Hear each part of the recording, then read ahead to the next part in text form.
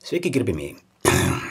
Epizodas pavadintas Arba greitas arbaletas yra žalios knygutės sakinys numeris 448.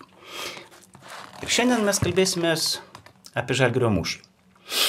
Tiksliau, mes nekalbėsime apie Žalgirio mūšį. Aš tiesiog parodysiu, kad čia yra paryškinti tam tikri žodžiai. Yra gražus įspėjimas Kryžiuočio ordino magistrui 1413 metų. Jeigu Dievas taip nusprendė, kad su savo priešais lietuviais turite susitikti, surinkti kariuomenę ir ją prieš savo priešus pasiųsti, tai mes jums patariame. Įsakykite savo vadams, kad jie mūšyje paklustų ir pasiliktų tose vietose, į kurias yra pasiųsti. Gali atsitikti taip, kad jūsų priešai mėgins apsimesti neva bėga. Bet tai yra planas, kuriuo jie nori suardyti jūsų gretas, nes žmonės labai mėgsta vytis, kaip tai atsitiko prie Grunvaldo didžiajame mūšyje.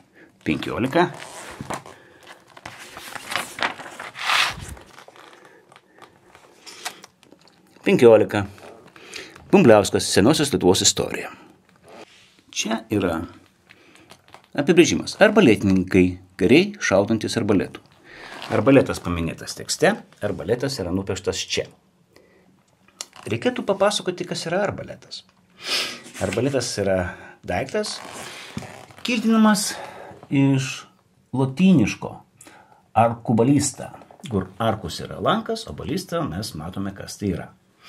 Jie buvo kelių tipų, kaip pavyzdžiui, ožkos koja, su sukykliu, bet būtent šitas, kur per vidurį, iš vadovėlio, jisai yra toks su balnakilpe, kaip matome, ir jisai yra užtraukiamas abiem rankom.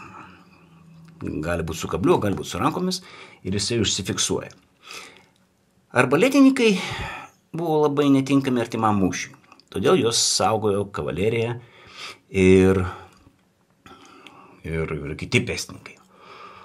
Lankai irgi buvo, praktiškai buvo laikotarpis, kai buvo kaip ir lankininkai, ir arbaletininkai kartu, bet lankininko parengimas trunka ilgiau.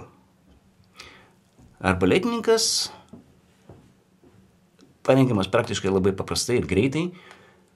Šūvių skaičius arbaleto buvo mažesnis negu lanko, bet galia buvo didžiulė. Ir kavalerija, pavyzdžiui, raitieji lankininkai, jie arbaletų nenaudodavo, pavyzdžiui, ten būdavo daugiau su lankais. Atrodytų, viskas baigėsi. Ne, Pirmasis pasaulinis karas, matome, apkasų arbaletai, mėtyti granatas. Dažniausiai F1 prancūziškas, bet turėjo ir prancūzai čia yra, ir vokietis čia yra, ir britai čia yra. Tai buvo naudota numesti granatą daugiau negu 100 metrų.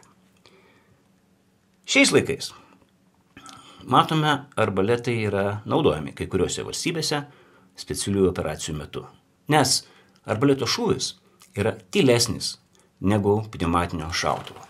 Ačiū Jums už dėmesį. Iki kitų susitikimų.